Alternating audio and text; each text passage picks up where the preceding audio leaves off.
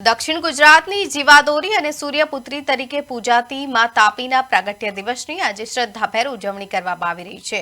અષાઢ સુદ સાતમના પાવન અવસરે સુરત સહિત તાપી કિનારે આવેલા વિવિધ ઓવારાઓ પર પૂજા અર્ચના, આરતી અને ચૂંદણી અર્પણ જેવા ધાર્મિક કાર્યક્રમોનું આયોજન કરવામાં આવ્યું છે। ધાર્મિક માન્યતા મુજબ મધ્યપ્રદેશના સાતપુડા પર્વતમાળામાં આવેલા મુલતઈ ખાતે માં તાપીનું પ્રાગટ્ય થયું।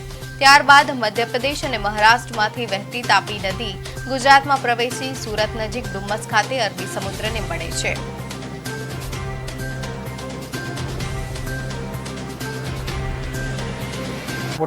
તાપીજીની માતાની આરતી કરી, ત્યારબાદ પૂજા અર્ચના કરવામાં આવી અને ખૂબ જ ભવ્ય રીતે મા તાપીને ચુંદડી અર્પણ કરીને સમગ્ર વર્ષ આપણું દીર્ઘાયુ બની રહી અને તંદુરસ્તી બક્ષે।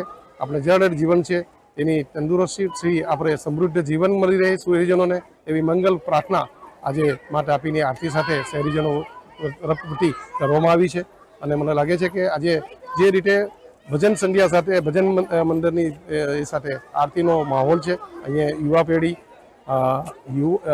એકદમ નાના બાળકો પણ છે અને વડીલો પણ છે। આ ત્રિવેણી સંગમનો ત્રિવેણી ઘાટ આ ત્રિવેણી યુવા પેઢીઓથી સજ્જ થઈને આપણી સંસ્કાર સંસ્કૃતિનું ઉજાગર કરી